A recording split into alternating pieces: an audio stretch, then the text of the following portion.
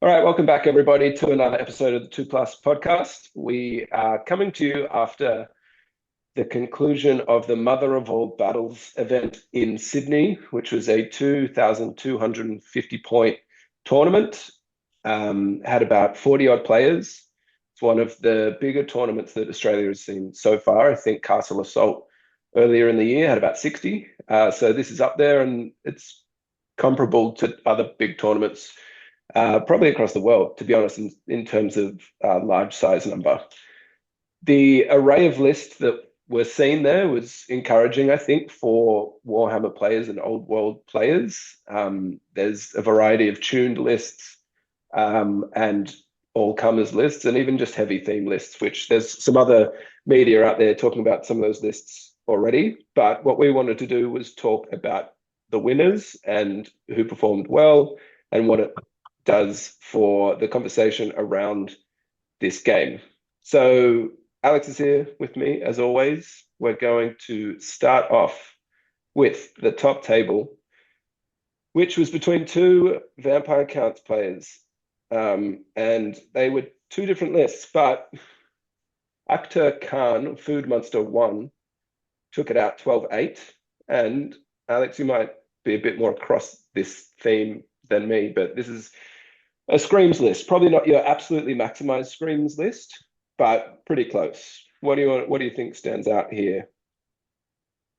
Yeah, I think it's just a very tuned list. Like, I think we identified it when we saw the list as one of the ones that you would be worried about if you were going to play, but where you might have had maxed out on Wailing Dirges in the rare slot, instead there are Blood Knights. So you've got four Screams, the two Doom Banshees, and the two Mortis Engines. But having 10 Blood Knights, which has been talked about a bit in the Vampire Counts sort of discussion since the start of the format, where I think many people sort of think Vampire Counts are still great in general, not just with the Screams, but just still good, whether that's because they don't break or immunopsychology or the level of magic that they can bring. I'm not sure, but there've been some pretty persistent voices about Vampire Counts being good, and I think this is an evolution of the Scream list, like a tight one, not just something that's thrown together. I think it looks to me like pretty considered. Most of the points that are being spent here, and there's not many units, that's for sure. There sure isn't. As I said, the 10 Blood Knights there, they have the supernatural horror. Is that just an ability? Do you grant? Yeah, Is that gives him terror. That's it. yeah, so that gives the 20 unit points. terror, which combined with the strategy of this list, which is bring everyone's leadership down and scream them, you can also terror them using a gigantic 551 point unit with drilled that probably isn't going to die because you can bring them back to life. They also double a little fun part about the Blood Knights. There's they have the ability, I believe, unless it's an optional one that he hasn't taken, where they can issue challenges. Is that correct? Like the Yeah, Temple Guard. yeah, So that's right. so it's also a little bit of anti-dragon tech, maybe. I don't know if that is a legitimate thing, or maybe they just got wiped from combat battle, what's it called, combat res anyway. But even if it's not a dragon, they can kind of play that double role. Like you're not going to kill them unless you're just wiping. Definitely not. And I think that's, say, his opponent, Tech Commander, and I don't know what, sorry, Jay Golding, what your first name is, but had been pretty active. So he went Whoops, 4-1 in the sorry. Espot online tournament and was pretty active on Reddit before that around just counts in general and it not just being about Wailing Dirge. And I think while like the build there that you have on, and it probably should be noted, this is on New Recruit, so it's publicly available, which is fantastic. Between that and Best Coast pairings, there's no paywall for this information, but he or she had been very actively sort of promoting Blood Knights early as being unreal. And when you look stats wise, they're comparable to your Chaos Chosen Dragon Princes level of elite heavy cav. You know, you can get the 2+ save. Obviously, they can come back all the time, but they have a great stat line and they're drilled and heavily armored. So he also sort of talks about like the vampire count build there, which is interesting, and it'll probably get lost a little bit in the wash. But the spectral doppelganger, great weapon, or just a level 2 with illusion and lore familiar, and I think it's on an abyssal terror in the back behind our screens. But I think it's interesting because though vampire counts on the final table, you have the Wailing Dirge version, and then you had this one which wasn't built that way, but going away from this, I think that's the takeaway that vampire counts are an integral part of the top of the metagame and that people need to be prepared for them, maybe through things like Banner of Ladies' Grace in a Bretonnian army. But I expected to see more of them in recent tournaments and they weren't around as much. So it'd be interesting to see with a few big events over the next, I guess, in a couple of fortnights' time, whether they come back. Yeah, so this, excuse me, is obviously Tech Amanda's list. They're quite different. They've obviously it's still got a scream, but it's not your overwhelming scream strategy. He's even got some Vargeists in here, which, from my limited knowledge of them, are not the most talked about vampire counts, at least positively talked about vampire counts unit. Frenzy being usually the determining factor which holds back units like this. So I'd be interested to see why he thought that would be better to include them rather than just three. I think basically three more Blood Knights would be that 190 points, or at least 150 or so. Bringing his up to a unit of 10. Whether that mattered, I don't know. He's also got these 3 units of Crypt Ghouls and a much smaller unit of Grave Guard. I'll just go back. Sorry, I jumped around a little bit here, but I'll go back to Actor Khan's list because that's the one, right? Yeah. So 32 Grave Guard, which you presume this White Lord goes in with a Battle Standard Bearer. He's paid for Drilled and he's paid for Implacable Defense, which means this unit is going absolutely nowhere. So, and 32 of them, that is 567 points that you are very much probably never going to kill. You could probably send 2 dragons in this and might not kill it. Probably not. Like Drakenhof Banner, 32. I was going to say, I don't think I've ever seen 10 Blood Knights before. I think 7 is sort of the number that people get right up with, where you can bring them back if too many of them get hit. 10 is pretty wild. And it's interesting, this is just much bigger defensive list. And that's something people talk about a bit, like in this format. The infantry, I think it was maybe Alex Searle on this channel who said, like, just moving away from, maybe it was Alistair even, on one of those chats about infantry being buffed a lot in 8th ed, but now being more of a bunker for characters and they're more defensive. And Graveguard are pretty much the best at that with implacable defense. Like give ground is really annoying in many ways, having to give ground, not having to give ground and be fixed at a point. Because I've like as I'm trying to get better at this game, sort of really guys 2 inches can really wreck you. I've had units move forward 2 inches out of my charge arc where I'm gonna whack them in the side the next turn. Whereas if you know I'm gonna put my Graveguard in a particular position and they're gonna stay there forever, that it's a big advantage. But also, I guess, like, really, this probably just comes down to the Mortis engines, and I wonder we'll probably find out in the aftermath, like how well they were protected, whether this does that better than previous Scream units, or whether this is mostly just the same. I think it's sort of an evolution, a bit tighter, a bit cleaner in what it's trying to do, whereas the other VC list was fascinating too, had a very clear idea of what it was trying to do too, with sort of fast-moving units. The Crypt Ghouls are probably the most efficient unit in terms of attacks and poison in the vampire book. But yeah, I think it's interesting to see them both there. I mean, of course, Food Monster wins the whole thing and goes 5-0, and there were other armies in the middle there between them too, and this wasn't just a fight for like first, it was probably a fight for first at the end, but there were players who did okay in the middle of that. Yeah, let's talk about that for a little while. So obviously, congrats to Actor for winning it, and even Tech Amanda for being at the final table again. Because if he wins that, he does come first, I believe. He would definitely come first if you flip those 2 scores.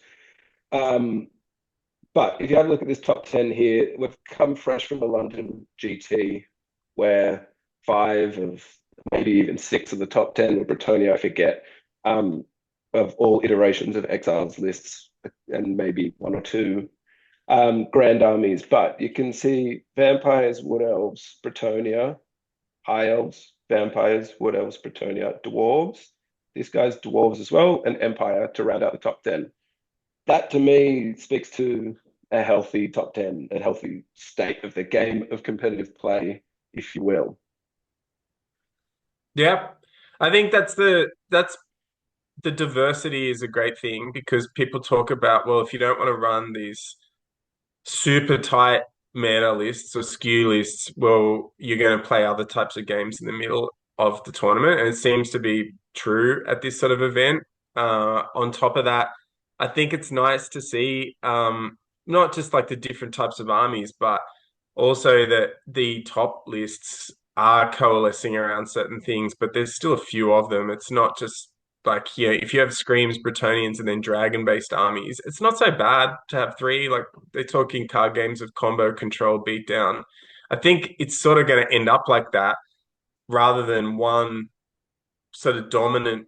It'd be much worse to have one dominant army, but I feel like the return of Screams, like they've sort of always been there. People have tried other things in the meantime, but they're here to stay. But you can play other things at the moment, and people were in it. There were two people, 3 and 2 draws, that sort of thing. So Yeah, and why don't we just I'll pick another list. I mean, so vampires and vampires came out on top. As a Wood Elf player, I'd love to spotlight this list because this is what I would consider an all-comers list. It obviously has a dragon, and there's no escaping the fact that dragons are really powerful in Old World. This is one of those dragons that is really hard to kill. He has the -1 weapon skill, -1 initiative, -1 to hit on a challenge. Meteoric Iron, which I think is the 5+ unchangeable armor save, and then Talisman of Protection, which is a 5+ ward save.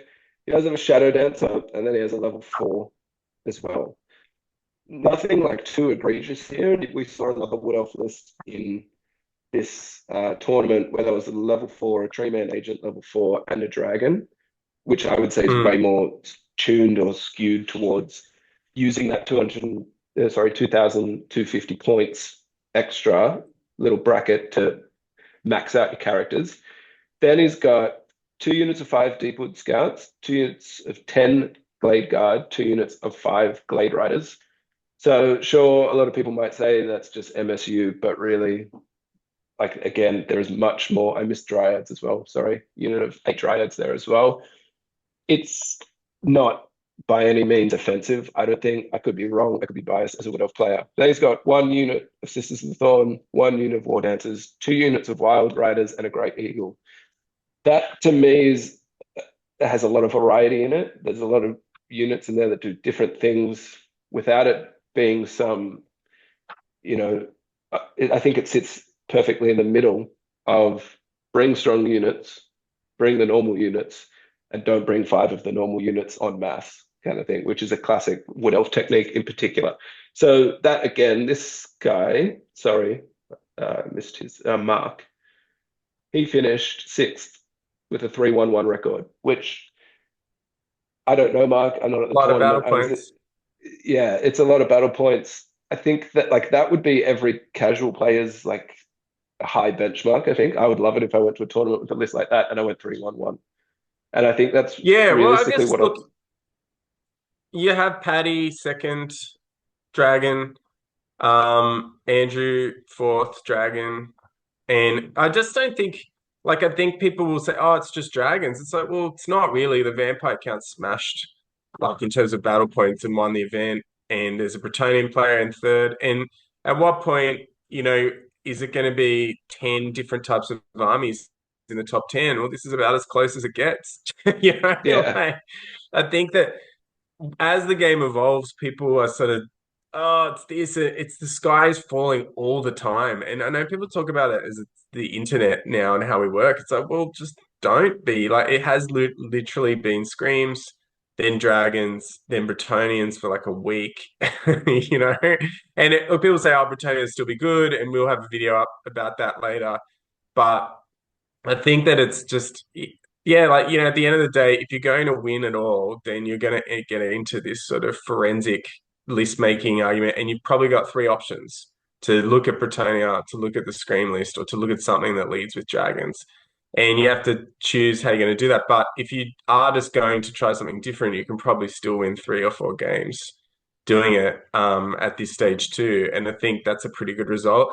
So we'll see like what comes out in the wash. But yeah, I think you're seeing maybe more points. People have more options, but it seems like pretty light touch. There wasn't any comp for this event, and people are still turning up with those sorts of lists. And interesting there, that list that I just highlighted, Mark's list, we'll just double check that is his. Yeah, it is. He went 11-9 with the guy who won with what a lot of people would say is a fully broken list, I'm sure. And again, we are not at the tournament, so he could have just got to 11-9 and run away, but it's pretty hard to run away, I think, against Wood Elves, especially that kind of list that is not as fast, as not as mobile. So Mark's list there, I think, is a great spotlight of you can still play this game and have a lot of fun. Um, and you can still take those lists to tournaments and compete. He was very close to being on the final table instead of Akhtar Khan. So yeah, for me, it's a great sign. But what are your thoughts? I know you've so 2250 points. You're a champion of 1500. You believe that Yeah. is the most natural way to restrict the powers that be in the current mass meta. What do you think of the converse or converse, inverse? Don't know, but going to more points. So there is the argument that there's another, is it CanCon, I think, maybe another big tournament in Australia. It's Yeah. 2400, Probably be the next 24, biggest one, I would imagine. Yeah. yeah, 2400 points. What do you think that does to the Dragon meta, the Bretonia meta, the Screen meta? I think nothing, to tell you the truth. I think the game has moved on more than people understand, just from like this. I don't want to dwell on this too much, but I think that when Warhammer was killed off, there were lots of conversations why, like, to do that before it happened, before end times happened. There were like concerns about how the game is built and the longevity of it, like in terms of selling models, and that GW was trying to make money, blah, blah, blah, and whether it's a tournament game or not. I think, at the end of the day, if you're going to increase the points in this sort of game, people are going to find the most efficient thing in a list, and then they're going to just take as many of that as possible. And that's the thing for me is that, now if you look down the way the game is published by Games Workshop is that you've got your core, you've got your characters, and you've got special or rare, which seem interchangeable at the moment, to tell you the truth. Most people max out their characters as close as possible. We've seen a few exceptions in this today, but in some of the more tuned tournaments, that's the case. I think people just say, well, I'll just take, double or double peg nuts if I can get them, or I'll take triple Sisters of the Thorn and that sort of thing, and like the 3 Crypt Ghouls. So I don't think that's necessarily such a bad thing, but I do wonder if you're getting any variance by just having 3 of those units on the board instead of 1 at a lower level. So look, I'm also probably more a fan of 1500 just because of the time constraints. And I think that it's still a sociable game and collaborative game, and that you don't want to rush anybody. And at 2250, I hope this event went off without any drama around time controls or people not finishing. Like games that don't go past turn 3 is a bit of a worry, and there's lots of games that aren't going past turn 4 just because there's a lot of rules. And if you're at one of these events and it's like your third game of Old World, you're not going to have a chance at finishing it early. There's so much going on that you need to check. So I think in general, look, I know most of the known world wants to play 2,000 points plus. Certainly a bit believer in the 1,500 point format, but I think if you're playing at these, especially in Australia at the moment, if you're turning up, you can turn up with the army that you took in 6th or 8th ed, I think. And if you're someone who's trying to play well and you're thinking about what's in your list, you can probably go for one. Like I think you can think that way at the moment, and that's a great thing for the game. And if you're coming to the Sydney event and you're playing 1500, I think you can expect to play a wide range of different armies, which is also a good thing. Yeah, I think that kind of points. I know you mentioned how the sky fell in when Britannia annihilated the LGT, but I think that point of meta being local is pretty strong. We're about to play in the Western Sydney War Games tournament in November, which is, as you said, 1,500 points.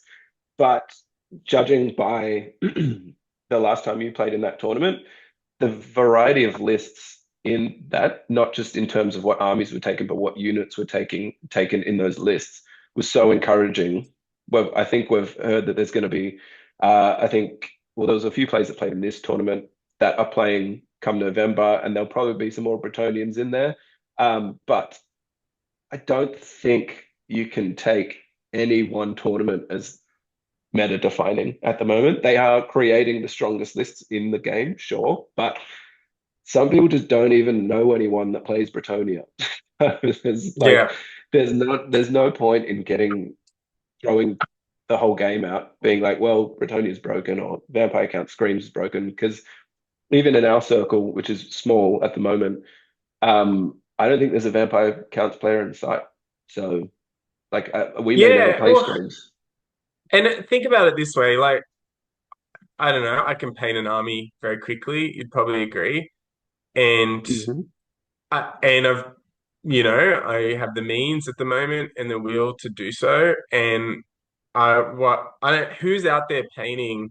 Who's like, oh, I've got to get a Bretonian army and paint it because it's the best. Probably me, and that's it. I've got a stash of it, sitting around. But even then, I'm like, oh, so a ways away to do it. I've got to glue it all together. I've got to rush it through, to what win one event. I just don't know if that's out there, and I think we're seeing. I don't say this as like a pessimist or with any sort of sadness, but I think we're sort of cresting the wave of the, hey, the old world's back. I'll give it a go, to more of a, all right, how does this game have longevity? And I think people should not worry about the game as a competitive meta game, because it will always, a good one will have options, and this one has options for starters. And you can rough around the edges, like in this tournament, where you've seen a really refined version of one of the dominant ideas in the meta game. And maybe there's refinements people can make to exiles, or to what's the best dragon one? Is it the forest dragon with triple pillar, or is it like the high elf ones, or the dark elf ones that have sort of come back? There's still zombie and chaos dragons out there, which I surprised. We didn't see many warpfire dragons at this, which is extraordinary value for money. Mhm. So yeah, I think we're just at that point where, right, look, you've got 40 players at these tournaments. That's not an enormous number by any stretch compared to the money-making tournaments like Magic and the other GW products at those sorts of events.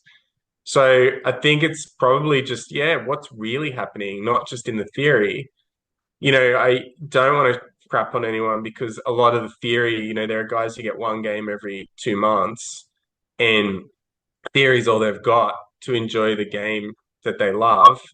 But at the same time, like, yeah, he's just local. You turn up and you might want to win locally, but you might draw something that is not great against you, that's a bit funky or something like that. And that's just the way it's going to go. But I think if you're turning up to want to play Warhammer, and if you want to take an all-comers list, you're going to get some play at least. You're not just going to be steamrolled by dragon after dragon, or taken out of the game by Scream straight away. Yeah, I think that's all pretty fair, to be honest. So I hold a similar point of view. Um, but we might wrap it up there, because that kind of wraps up MOAB, or Mother of All Battles, as it's known in full.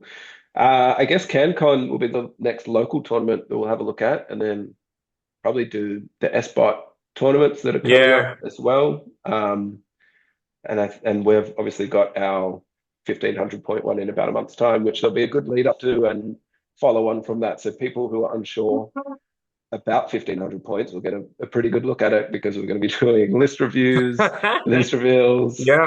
We'll probably have about Subscribe. You're gonna. nine. Yeah, if 1,500 points is your thing, then this is the place to This be. is the place to be. We'll have about nine battle reports out of it. So It's yeah, we'll coming. wrap it up there. But thanks, Al, and thanks everyone for watching. As Alex said, please like, subscribe, all that fun stuff, because we want to keep pumping out these videos. And anyone who we're is enjoying there, if doing you it. can comment on Yeah, the games, because there's a high likelihood we can get you on. You live near us in many ways, and we'll probably see you at the next tournament. So yeah, it'd be yeah, good to hear from people with some of those choices in the list, how it played out, which is the focus of the channel. absolutely. All right. Thanks, Al. Thanks, everyone. See you, See Paddy. everyone soon. Bye.